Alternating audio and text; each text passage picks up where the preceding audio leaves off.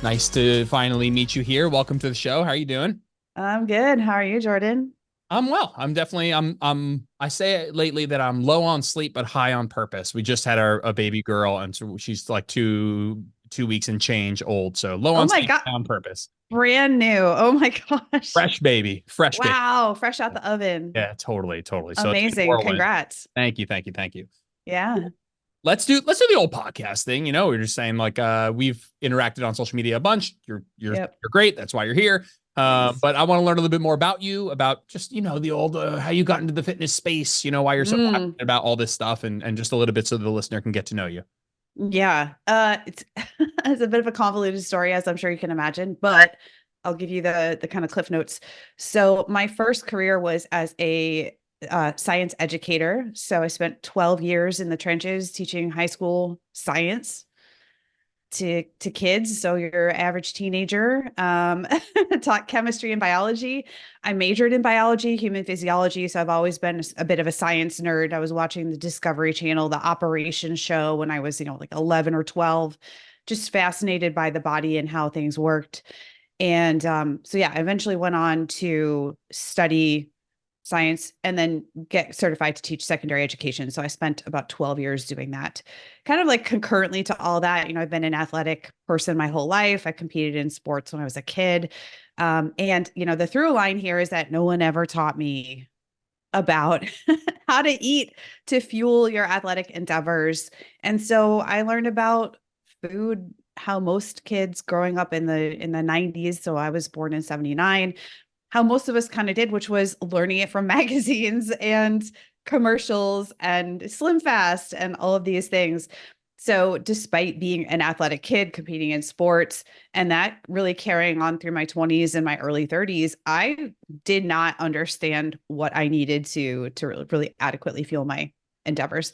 Ended up in low energy availability and really struggled. So I went from endurance sports into the weightlifting world and CrossFit. And in about 2012 was like, I don't know, throwing up the white flag here because something's wrong. I don't understand what's missing. And lo and behold, the audience will be like, it wasn't a surprise.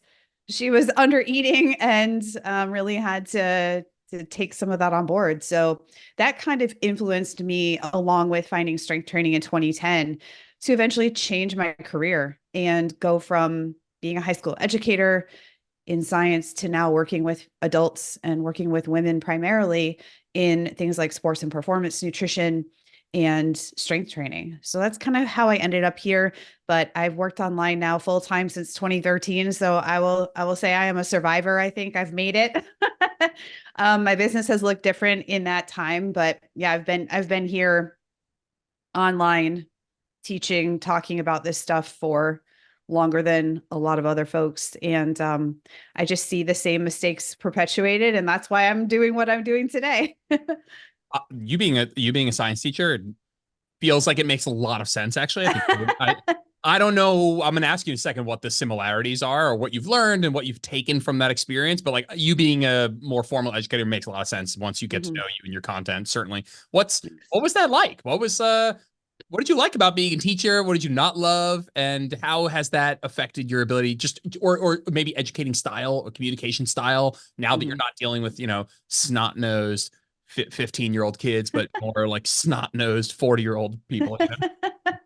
Yeah, I think being an educator, I purposely chose toward the tail end of my bachelor's degree to go into secondary education. A lot of my peers were going into research or they were on the pre-med track as a biology major. And although I had entertained that for a while, I had this perception of I don't know if I want to work in a lab. I saw my uncle, who was a doctor, be on call all the time. And I just thought, this isn't really for me. So I decided to go that route. Now, in hindsight, am also an introverted introvert. And working with the energy to work with that many kids and personalities and staff every day was very hard. I did have some things about it I really loved. I loved those kind of side conversations that we would have with students. They knew that toward the tail end that I was doing things like weightlifting. So the football players would come in and they're like, "How much do you squat, miss?" And so we would talk about that, and I felt like that was a great opportunity to, positively influence kids.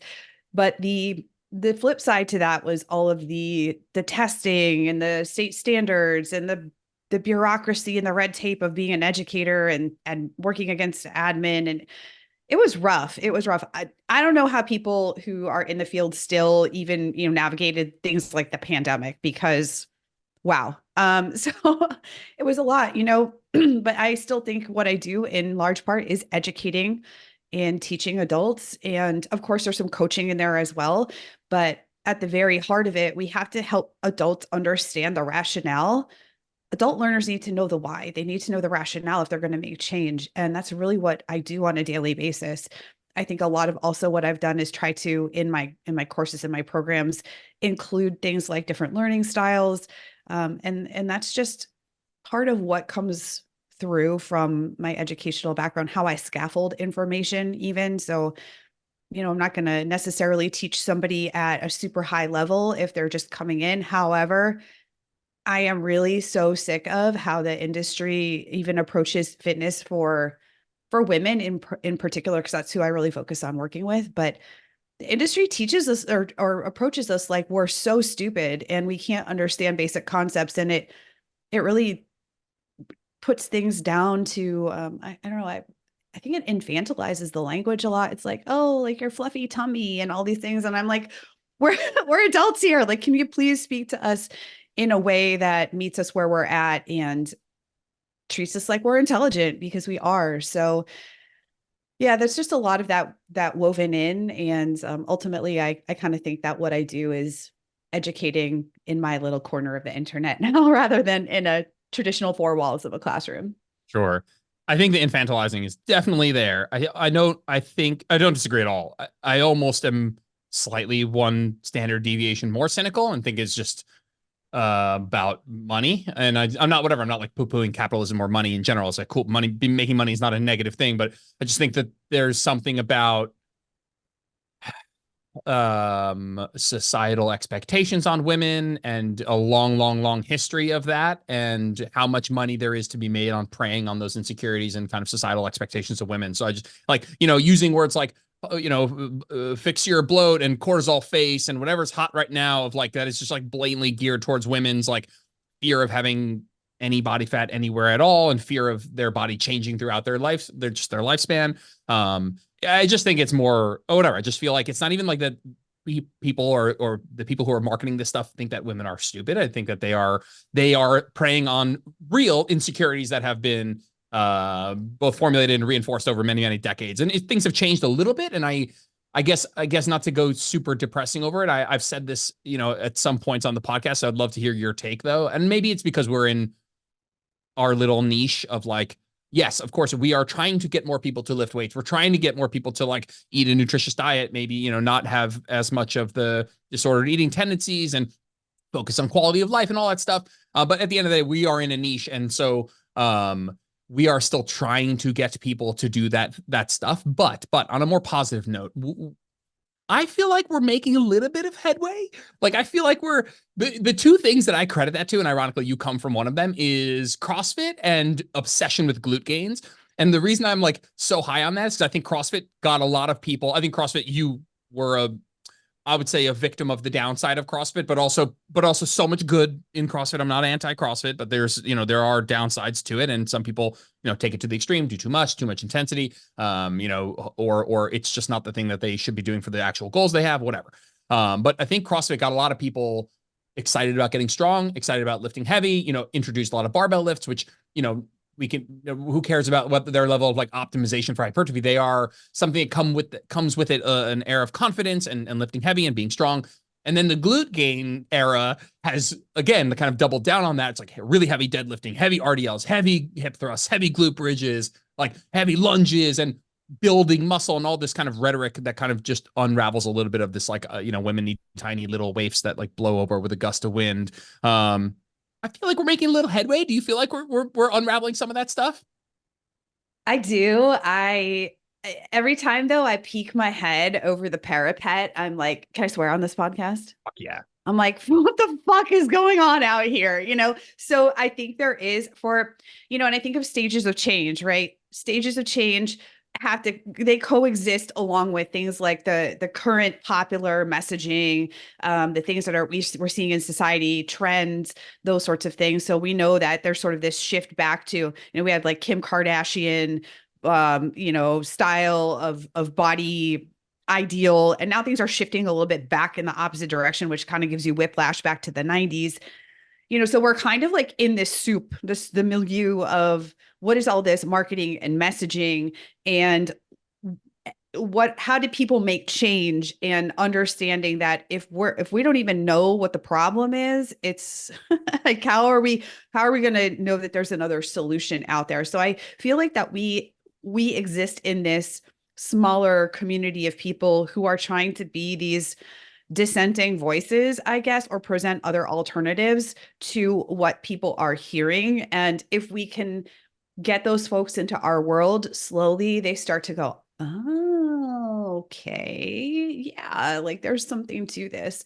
But zooming out and seeing our place in the wider fitness industry, for example, is, wow, it's a moment, because you quickly realize we're up against it. And so we're just, I think, trying to make some positive change in the smaller groups of people that we come into contact with, relatively speaking.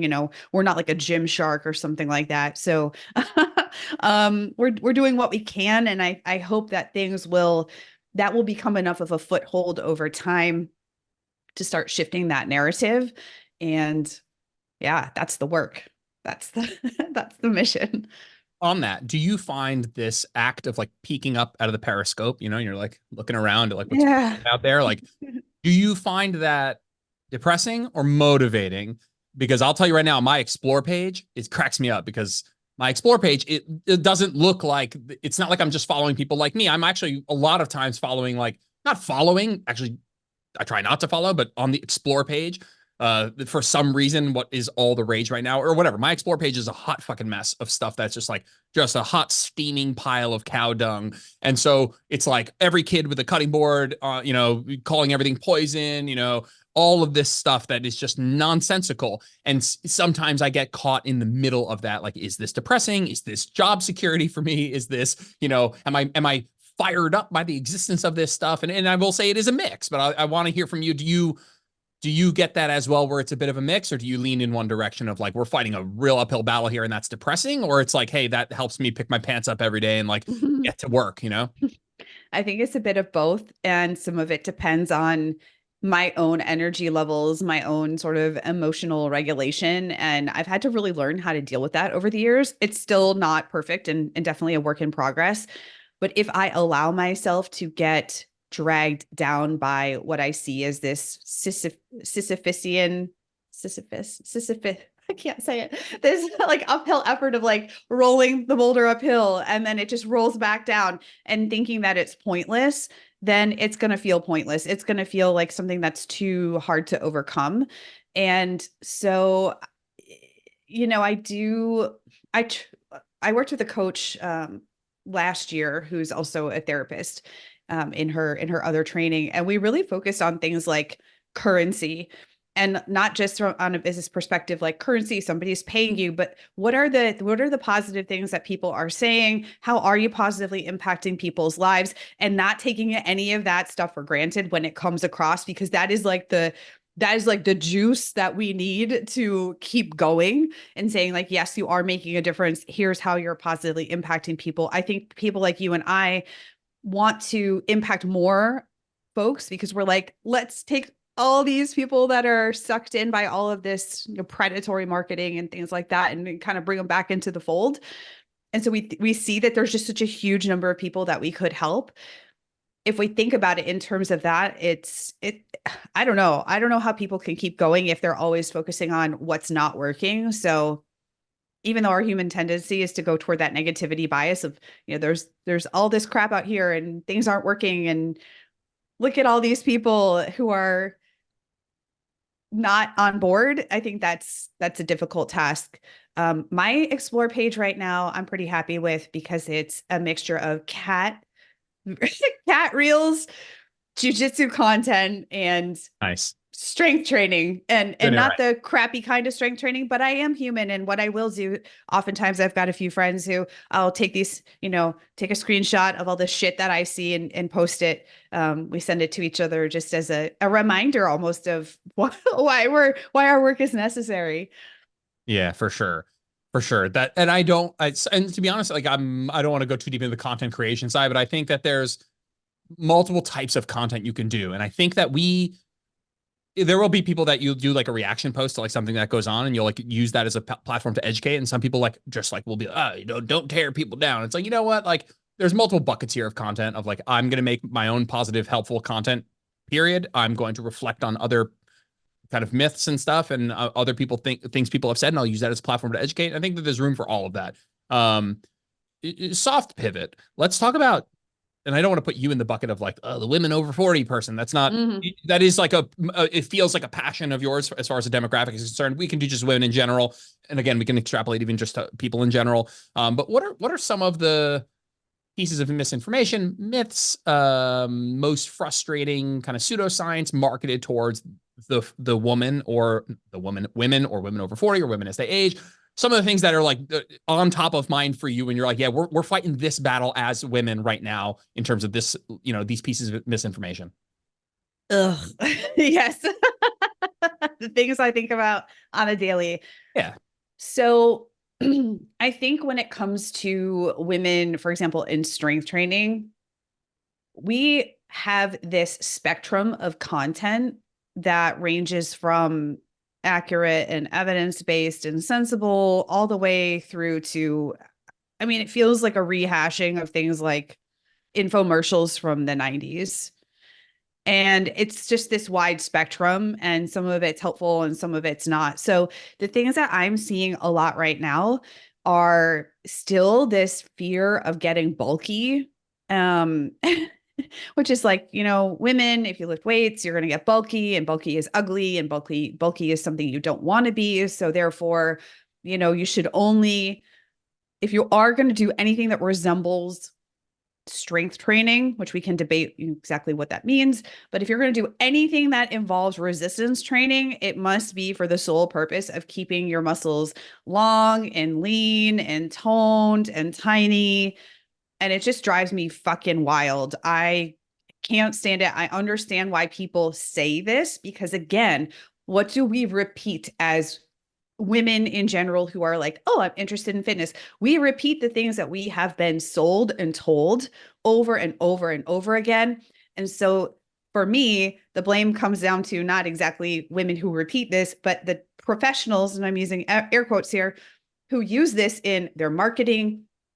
They talk about it in their classes, etc., as a way to sell women on their style of, training or their style of group fitness or whatever it happens to be. So the idea that we're going to get these bulky muscles and it's something to be avoided at all costs, especially now that we're in our 40s and 50s, etc., and we may be seeing more muscle atrophy if we're sedentary, is just, it's the wrong messaging, period. But especially at this phase of life, when we are in this downward slide towards sarcopenia, if we choose to do nothing about it, is to me just so enraging. So I would say that. The other thing I see a lot now Can I pause you still. on the bulky Oh, thing? yeah, yeah. Bulky thing that because it brings up three like very like competing emotions for me. The first Yeah. that the first initial knee jerk is no, you won't, right? And that's a knee jerk that I do believe in, but there is an easy counter argument to that, which is like I'm not somebody who gets to decide what you think is bulky. And there is a subjective aesthetic that you're allowed to, it's like art. You're the one, you get subjective. You can decide what you want is what you think is beautiful and what you would like to, embody and look like. So the first knee jerk is you won't. I mean, it's incredibly difficult to build muscle. It takes a very long time. As a female, you're at a slight disadvantage, just lower testosterone and lower baseline starting muscle mass. So the knee jerk is no, you won't. It's really hard to build muscle. It takes a long time. And as a woman, you're going to build it a little bit slower. Relatively speaking, it's actually the same rate, but because you start with baseline and because we're talking about relative actually doesn't, that sentence actually doesn't help, by the way, because it makes it seem like women build muscle just as fast, and they kind of don't. They build it in the same percent relative to starting, which is to say less. Whatever. The second is, yeah, okay, your counter argument is like, okay, Jordan, but like, I hear you. You're telling me that it's hard to get bulky. It takes a long time, but you can't tell me what I think is beautiful and aesthetic and what I want to look like. And I think that's I absolutely cannot. What I would say if you're in that position is I'd be curious. I'd want you to be curious about how you came up with that and where that came from, of like what you think is beautiful, why you think it is such, and just make sure that that is in fact coming from a good place of why you think that. So that would be my counter to that counter. And then the third feeling is that, hey, dude, like you can friggin' stop if you feel like you're getting bulky. Like you can, it's not like you wake up one morning and you're like, oh my God, I'm Brock Lesnar with these traps. I don't have ears anymore. Like that doesn't actually happen. So if you actually, all things considered, started lifting, started building more muscle than you'd like, you can stop. You can stop. You could do less. You could lose a little bit of muscle. Like my point is like, you don't just wake up, 3 years beyond where you want it to be in terms of muscle growth. So those are my 3 thoughts on the bulky thing. Yeah. Yeah, I totally agree with you. And I think there's definitely something under the surface in most cases. And I will say, it is worth a discussion of, yes, if you do build muscle mass, may you have to get bigger size shirts, for example. I used to be a teacher. I used to wear these cute little blouses with these like cap sleeves and tight, and I didn't have as much arm muscle. And then lo and behold, start lifting weights, right? Get stronger. I'm building muscle, and those shirts don't fit anymore. And so what happens quite often is people will say, okay, well, I did build muscle and maybe I don't think it's bulky, but I'm still having to wrestle with the idea that I got bigger, and society is telling me that bigger is not okay for a woman to be, in this case. So how do I deal with that? Everything is going great. I'm feeling awesome, etc. But then I had to go buy bigger clothes. And all my life, I've been conditioned to believe that bigger clothes means something really bad about me or about what that represents. And so it is messy. And I love that you brought that up, because it's not always a simple answer. But again, kind of asking and getting curious about, well, like, why is that a bad thing? Or what does that mean to you? And, some things just are factually incorrect. Like, we're going to actually be able to lengthen your muscles. And so again, I just wish that the way things are marketed were more honest, because that continues to perpetuate the cycle. Yeah. The muscle fiber grows and muscle fiber shrinks. And you can, if you really wanted to get in the weeds, we could talk about like, regional hypertrophy and all this stuff. But like at the end of the day, man, like your muscles grow and they shrink, and what they look like when they grow is down to genetics, insertion origin points, stuff like that, like what you end up working more. And I just feel like, that is the idea that you can lengthen, lean, tone, shred, like none of those things. I honestly like, I'm not somebody who gets bothered when someone says the word tone, because what bothers me about the word tone is not that I think it, like people are always like, people know what that means. Like, don't get all worked up about it. Like they know what it means. It's like, yeah, but I just feel like the person using it is using it on purpose. And, some people might know that this just really means like build muscle and lose fat, but not everyone knows. Actually, I personally would come back with, I don't think most people really understand. I think most people that view that as like a more friendly word and the opposite of being bulky. And at the end of the day, your muscles grow and your muscles shrink. And if you want to tone, it's some combination of more muscle and less fat. And you can choose to do that in a way that happens faster, which is by lifting weights. You can do that by things that make it go slower, which like jumpy, bouncy is what I would call it. Like you could do it in a better way and you could do it in a slower way. Like those are really your options. There's no way to do it in a different way. There's no like, I'm going to build that dense muscle or that lean muscle or that long muscle. And so yeah, I'm with you on that. I just want to make that point. Yeah, totally agree. So that's on the bulky side. We were moving on to some of the other things. I don't know if you had another one that you wanted to talk about. I did. It's this idea that, especially when we are getting older, that that any kind of intensity in training, whether it's strength training and or cardiovascular training, is going to just whack out our cortisol and be super damaging for our body. And so as a result, we should just always, across the board, no context, just take it easy, go easy all the time. Like Unless we're you're going to Stacey hurt Sims, ourselves. that Sorry.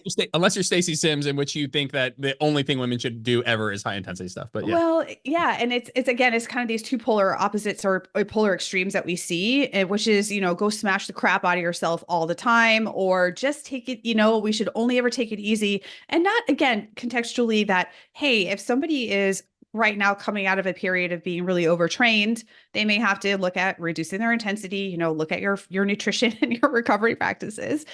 But it's this idea that like carte blanche across the board, any kind of intensity is bad for women, especially women who are over 40 or who are aging.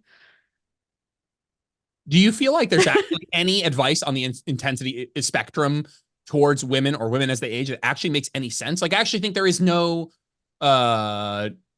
unique suggestion for this population when it comes to intensity. I think the same rules apply. You're just like, listen, the 6 times a week Orange Theory person who's feeling like super run down, injured, and irritable, tired, fatigued on 400 plus milligrams of caffeine a day, doesn't sleep well. Like, yes, don't do more in high intensity. You probably benefit less. But I actually don't think there is a demographic based suggestion here that breaks the rules that other people would have to follow, which is like you have an amount you can recover from. All of the intensity duration relationships are beneficial in their own way. Everything from sprinting to walking, everything in between, everything from lifting really, really heavy to lifting, on the lighter side for more reps. It's all helpful. It all goes into the same bucket of fatigue management. And I just don't even see. It's interesting where as you were saying the cortisol thing, I was like nodding along. Where did that come from? Like what sort of mechanistic mistake or extrapolation of a study or something that's actually happening in the female body did brought about this idea of like, oh, we need to be afraid of high intensity because of cortisol? I don't know where this thought virus came from, but one thing I do think is true as we are kind of transitioning into this life phase, I guess I will say, is that the amount of stress that we are under outside of physical stress can really ramp up pretty fast. So I know you just had a child. There are some people in their 40s who are more newly parenting, but I'm thinking about things like caretaking for a sick spouse or family member, financial stress, job career changes or job stress, just this overall anxiety about my body is changing. Obviously, we're adding in things like perimenopause, not sleeping potentially. So I think that does kind of get thrown onto the fire. But in terms of the actual recovery, like we're talking about training here, I think that the thought that has been carried out is this idea that, well, exercise, particularly more intense exercise, raises cortisol. And then so anytime cortisol goes up, this is a really bad thing, where again, this is lacking the context or the nuance, or just understanding the mechanism of what's happening here. And it's like, exercise is not a bad thing. Again, and you were talking about, yeah, of course, we're going to talk about fatigue management and recovery and nutrition. If we are doing too much, we're doing all this in the context of barely eating, we're not really sleeping, our recovery is all over the place, then things are probably not going to end up super well for us if we keep this up over a longer period of time. But again, social media or some of these ideas that are out there, they're so simplistic, and because they are simplistic, they get passed around. They become these little one-liners, women shouldn't do any hard exercise. We also have this idea that we should be cycle syncing and doing something different every week of our cycle. And I really, I was talking to Alyssa about this. Yes, in the case of somebody who does tend to overtrain or push things too hard, the concept of taking a chill pill, like for part of the month, could help them feel better, because overall they're just managing their fatigue better. But we don't have strong evidence currently to suggest that we should be training across the board, like universal exercise recommendations based on the menstrual cycle. And it kind of does my head in when I'm seeing things like We should only go hard one or only do intense things 1 week a month. And everybody should be training in 4 different styles 4 weeks out of the month. It's like, please stop overcomplicating this.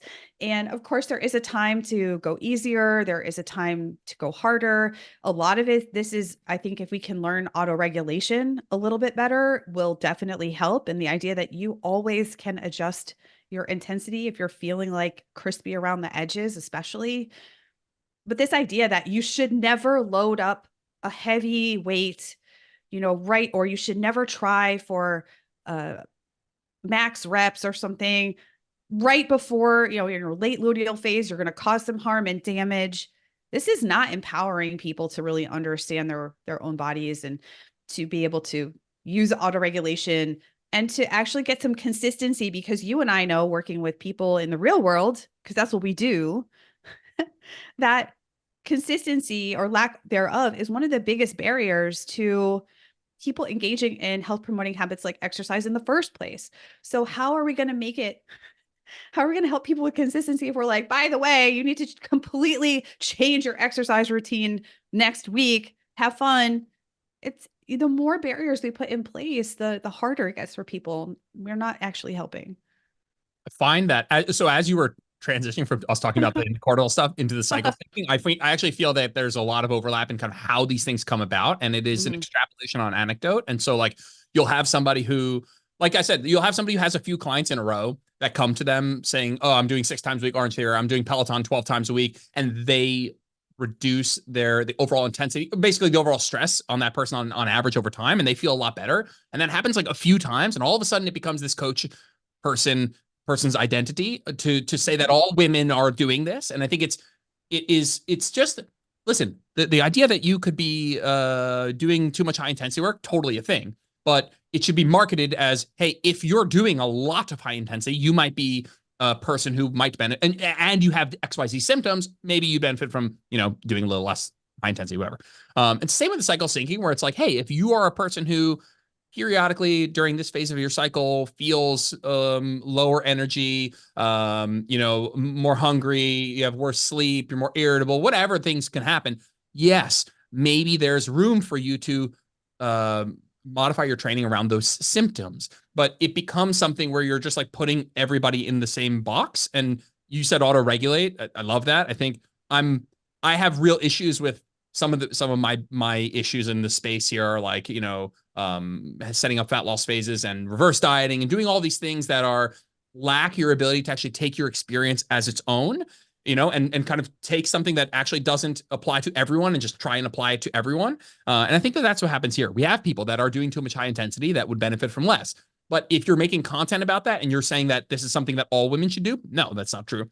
Cycle syncing, the counter argument is always, but it's working for me, right? It's like, hey, I'm doing this and I'm feeling better. It's like, that's great. But like, you should be, instead of thinking, oh, I'm in my late luteal, I got to do this. It's like, during these parts, I feel this way and I should cater to that feeling or not, and the word that comes to mind for me is autonomy. It's like taking away the ability for you to be like, oh, I'm feeling this way. What should I do about it based on, working with somebody potentially. But yeah, I hate the idea of taking like a general thing and applying it to everybody. In this context, it's very much cycle syncing. Yeah. Or let's just, I fucking hate that term, by the way. And I'm sure you do too, but like the idea that you would modify training based on symptoms of menstrual cycle as a general understanding that you might bring to a discussion with a client one-on-one to see how you can work through what they're doing to get the best results. Like, I'm all about that. I'm sure, dude, if I have a client who's like, hey, every single time during this phase, I feel this way, and it's recurring, and it's something that's like on a habitual basis every month or whatever. Dude, like, of course we should talk about that and see if there's something we can do. Like, I have no problem with that. It's about people just taking that out of, yeah, that's what happens on social media. We don't need to get on the soapbox here, but that's what happens on social media. It's like somebody had like 3 clients who were like, yeah, during this part of their phase, they were a little less strong. And so we deload every 4th week. It's like, okay, like for those people, maybe that was a good thing, but you can't extrapolate that to everybody now. Yeah, it's well, the opposite would be kind of silly, right? For example, let's say people generally feel less symptomatic in the follicular phase of their cycle, maybe, ovulation not included, because some people can get a little bit symptomatic there. But this is the time of, when people are preaching cycle syncing that, hey, we should go hard. Like, this is the time, the fire is burning. Like, go to your high intensity, go to your smash all your heavy sets.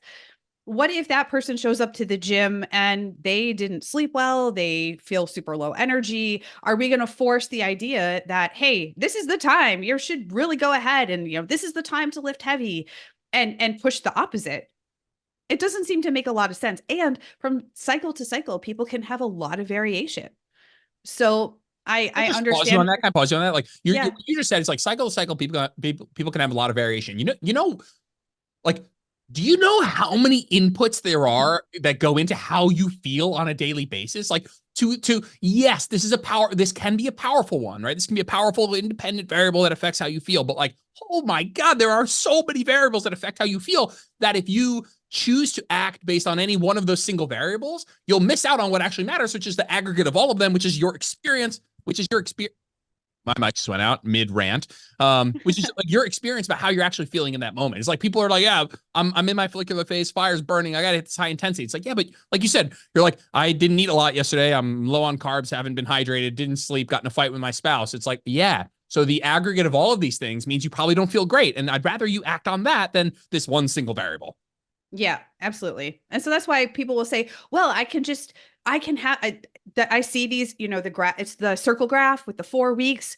Yeah. Every time I see these things on social media, it makes me wild. And people will say, well, you just learn how to do these 4 different weeks and then repeat it month over month. And again, that takes out the personal experience, that takes out hey, this month I felt great.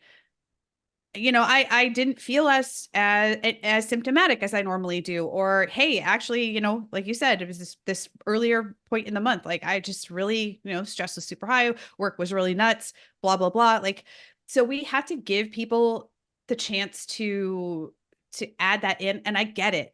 I understand why things like this persist, because our brains like simplification. It seems a lot easier, at least on the surface, to put things into nice, neat little boxes and not have to think about it, because people are already overworked, overstressed, too much going on. Our brains are full of information. We're listening to thousands of pieces of information a day, or taking those in.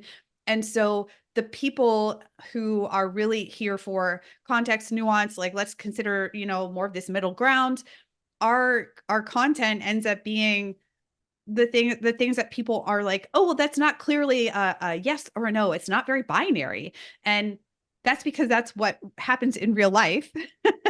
How we know people can better move to things like behavior change, habit change. But it's not super black and white. So we get it. Like, why do people love really strict diet rules? Because our brains love to simplify and put things in nice, neat little boxes. But we know long term that stuff tends to not work out super well for people when they hit this kind of fork in the road where the answers aren't quite clear. And so it's like, well, what's another option in the middle? So I understand it. And at the same time, I keep trying to get people to think a little bit more as they go along. Yeah. Yeah. You're not good at social media, are you? No, Too I'm much never going to be nuance. super popular on social I mean, media. you're very popular. You kill it. You do fantastic. Yeah, yeah. Like the lack of nuance, lack of context, like yada yada. People have just heard this a million. People listening to this podcast just aren't in that box. For the most part, of course, like, you're listening to this podcast because you're interested in where optimal meets practical. And doing something that is a bit more nuanced and contextual. So I feel you on that. Could you? I think we'd be remiss, and we should have done this earlier. And I almost I wrote down this question. I was like, maybe we don't even do this, but could you steel man the cycle syncing argument for us and just say this is what they're saying, just to give people who have been listening to the last 10 minutes being like, okay, but like, I get the general idea of cycle syncing, but what they would say more specifically. Yeah. So people that are really into teaching people cycle syncing will say, okay, your menstrual cycle is roughly divided into 4 phases, right? So 4 weeks. These are the things that you should be doing for exercise based on what day of the month you are in. So, for example, during the follicular phase, generally speaking, you're quote unquote stronger. You tend to have more energy based on where your hormones are shifting. So, for that reason, this is the time of the month where you should lift heavy, or you should lift heavier weights or do more challenging intensity. And then in the second half of the cycle, based on where you're at, based on your hormonal fluctuation, for example, rising progesterone, because of these things, because you might be more tired, more fatigued, have more PMS, everybody should do gentle exercise. Only do walking, never do stretching here, only do stretching there. Like it just gets so, you're like, I don't even understand this prescription. There's so many different things that here I should do intensity, here I shouldn't do intensity. And so that's the idea, is that every month we, in each week, we should be doing 4 different kinds of exercise in terms of focus, because our hormones are shifting. I went on, I've heard so many iterations of this, by the way, which Yeah. actually is like, kind of a problem too, that it's not, there's like, even, I mean, just even if there was like super agreed upon stuff, it'd still be kind of nonsensical, but I'm just like cracking up the images that are coming up. It's like Yeah. follicular phase, and then like a bunch of things that are listed that like just totally aren't actually the same. It's like follicular phase, vinyasa yoga, biking, dancing, hiking. Those are none of, like, you could be biking. What am I biking? What if it was super high intensity biking? Like, what are you talking about? Then, Yeah. ovulation, hit, cycling. How is cycling different from biking? Then it says cardio yoga and orgasm. Like, what is going on? Then the next one in luteal phase is Pilates, bar, strength training, power yoga. Those are not all the same thing at all. Like, people just like, oh my God, I'm dying over here, man. I'm melting into my seat right Yeah, now. 100%. 100%. Yeah, it gets really inconsistent. And like you said, it's, how do we define these things?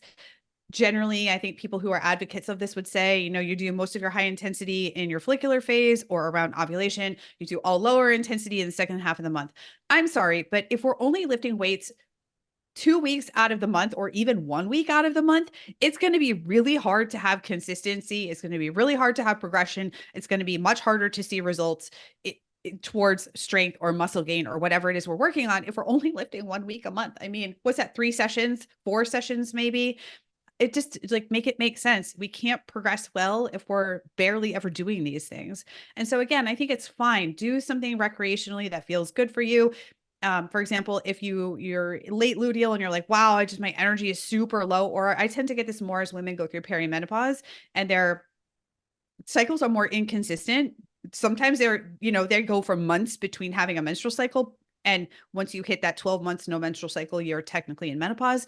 So they might not always know where, in a regular 4-week cycle they're at, but they're like, wow, I just have no energy today. Great. Can we knock back the load and still meet a relatively decent RPE? Or yeah, maybe today is a day, instead of going for a run, you go for a walk. I don't know. Like, there's a lot of ways you can kind of slide it up and down the scale in terms of intensity without taking that person out of the game entirely. Or yeah, like we said, if you in your follicular phase don't have the energy, you shouldn't be necessarily forcing yourself to go in. Your body's like, not today. And you're like, yeah, I'm going to load up this bar and try to do a 1 rep max or something. I mean, fingers crossed, nothing happens, but it's probably not the best day for you to really push it if you're super, like, things aren't aligning. And I think that that's where you and I are coming from here, is that you have the permission to adjust your training or feather the brake, or push on the gas at any time, any day, etc. Yes, structure is helpful and important, but also we need both. And I love how you said optimization, or optimal meets practical. I think that's what we're trying to get at with people. It's like, yeah, you need a strategy, or you need a plan roughly, but you're going to have to adjust it, especially if you want fitness to be part of your life. You want to engage in this stuff long term. It's never going to be perfect. You just kind of have to learn how to go with the flow a little bit more. No pun Yep. intended. No, definitely. Yeah, I like that. Yeah.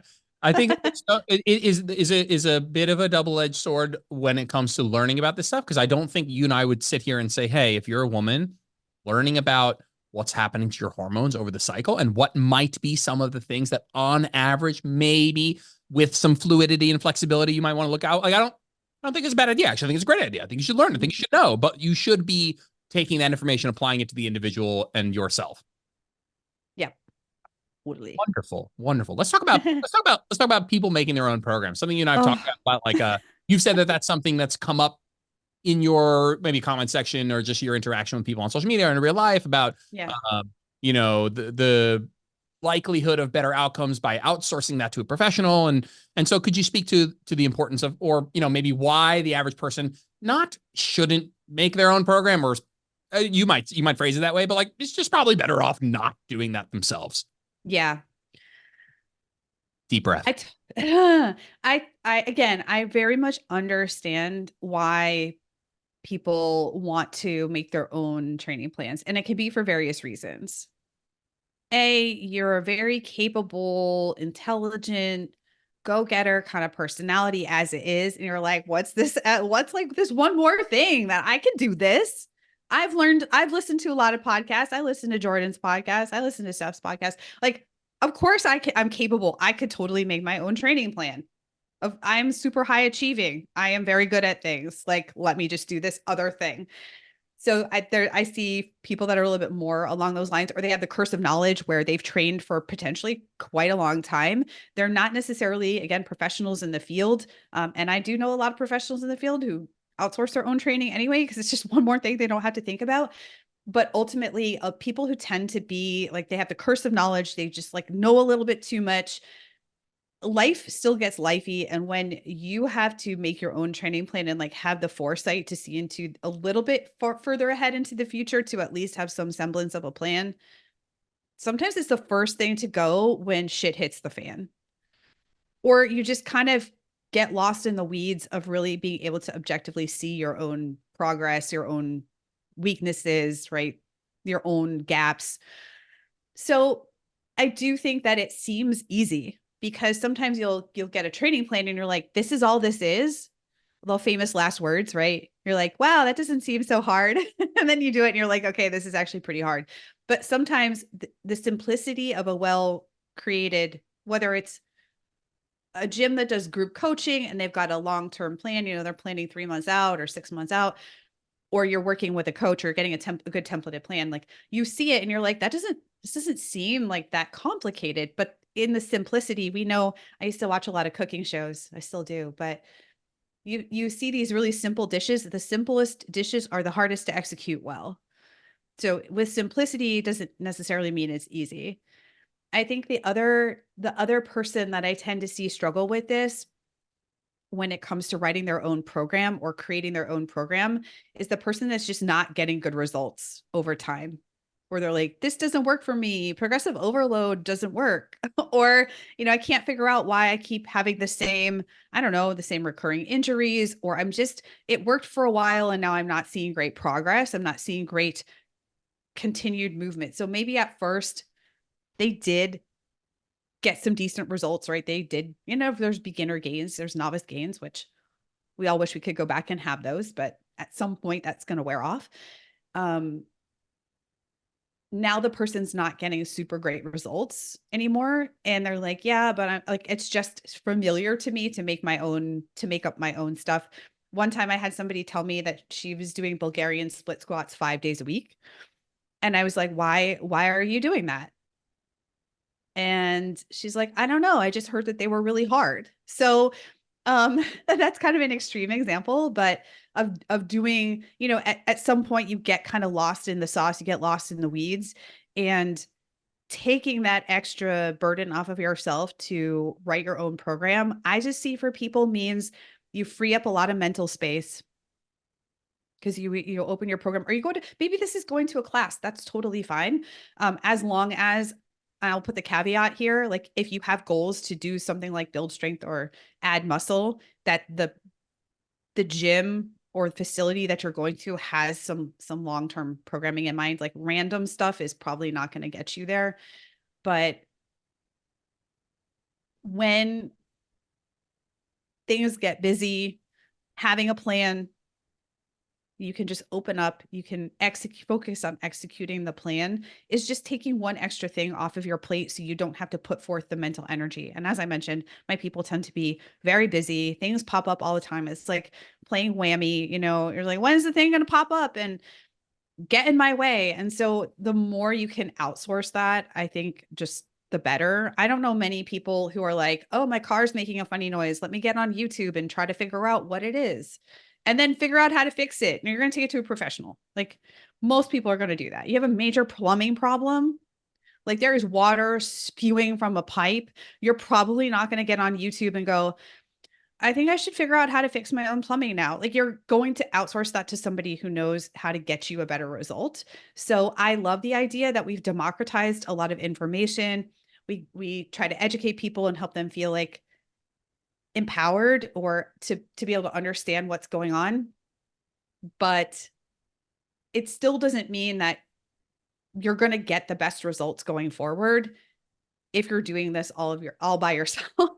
I also tend to see people who start off and, when it comes to beginners, I'm like, I could kind of go either way. Like I want people to just get moving. This tends to not be my audience. I tend to work with people that have some strength training experience prior. But when it comes to beginners, we see, at least I see one of the most common problems is overdoing it with volume. We're like, hey, it's just body weight. I'll do, sets of 50 squats, body weight, and then the next day you can't sit down, and then you can't sit down for a week and you're like, what happened? So again, we kind of have these things that pop up where people are like, weights are scary, or I don't know how to do this yet, so I'm going to do all body weight. And that's okay until you actually give yourself DOMs, and then you don't want to do it again. So I don't know what your thoughts are on I this love it. topic. Fantastic rant. I think a couple things that came to mind for me was one, like what with this being like such a thing that's becoming more of a thing, which is like even personal trainers and group programs and one-on-one coaching, it's all becoming more and more normalized. Yeah. The competition has driven the quality up and the price down. Like I listen, there are a ton of shit programs that are like just dog shit cookie cutter, like not meeting you where you're at, not even the slightest bit of marketing towards a specific niche. They're just like, everybody can do this program. Totally a bunch of dog shit stuff out there. But I actually don't think you have to seek that far, look that far to find like lower cost quality option. I think on average, quality is going up, but maybe that's my bias of like the circle that I run in. I look at like people who do what I do and my like 10 competitors, and I'm like, whatever, I'll hold my hand up. I think we do it better than anyone else. But if you join any of these groups, you are in good hands. And I think there's a lot of those options, but maybe that's my bias of I'm not acknowledging how much dog shit there's out there, but that's one. And I think that there's still a little bit of bias around things, fitness and nutrition, being something that people have some sort of low level feeling that they should know how to do. And they don't necessarily view a fitness professional or nutrition professional like they would another professional. I don't mean to be a martyr about it. But like I see it with my parents. I see it with people, with my wife's parents, where it's like the money that they'd have to spend on this stuff feels like not worth it. But just as soon would spend it on, like you said, like your garage door is broken, you have the guy come and fix it. You have your kitchen's broken, you have someone come and look at it. Like, okay, your shit's broken. Like have somebody come and help you. So there is still a tiny stigma. I think our generation and below is certainly more normalizing spending money on, we'll call it like preventative health through fitness and nutrition. But I definitely see that like resistance from, and I'm super generalizing here, but just like an older generation of like, that's, I charge like $500 a month for one-on-one coaching. And my mother-in-law is just like, wow, that's a lot. And I'm like, well, maybe it is.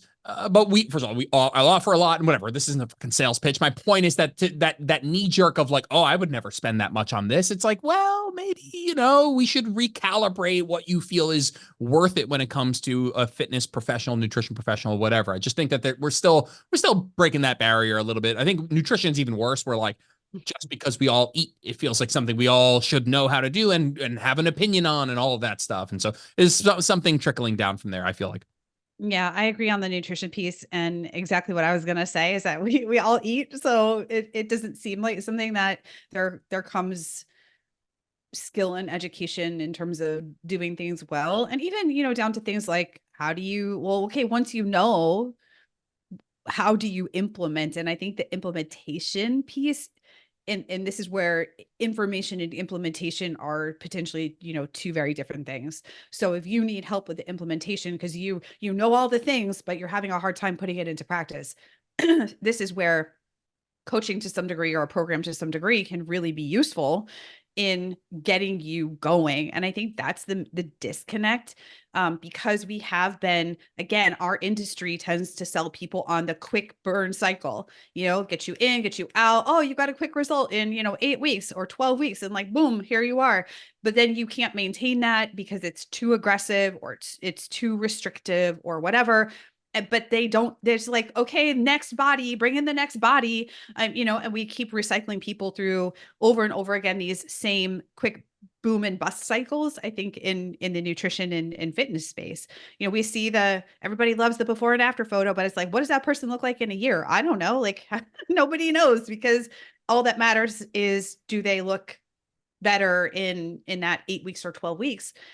And so I think we haven't, again, I don't think we've been brought up with the idea that this is kind of a long-term thing, getting in shape. Well, congrats, you did it for 3 months, but where are you going to be in 10 years? Do you want to continue to feel the benefit of having strength as you're in your next decade? Or what does that mean to you? And I don't think we collectively as the industry has done a great job educating people about that or presenting those options. So I think people like ourselves are kind of up against it in that way. But I do think it's a bit of even if you think about before the pandemic, I mean, there weren't as many people doing online fitness options or app-based fitness options. I think that's increased quite a bit, although it's not a great fit for everybody either. I think there's some people, it's like, just, go to a place. They need that piece. And so some people will try even things like a virtual program, and they're like, it's just not my thing. So I love that there's choice. I think that's great. And at the end of the day, I just want people to think about the long term and what's going to help them to be the most successful in the long term. Because our brains love that short term. We're like, woohoo, like I got all the dopamine, yay. It's that quick cycle, that quick result, that sort of thing. But you and I know that, even when we're talking about building a decent amount of muscle mass, this isn't going to be a 6-week thing. This isn't going to be a 4-week boot camp kind of thing. This is going to be a longer term thing. So how do we help people stay in it for the long term? Yeah, I love that. We're gonna end on that note. That's Yeah. sent there. Do the outro podcast thing where you tell people where they can find you. So you can find me at stephgaudreau.com. Most active on Instagram, Steph_Gaudreau, or my podcast, Fuel Your Strength. Awesome. Thank you so much for your time. Super Yeah. fun. Looking forward to connecting on social media a bit more. Thank you. Steph.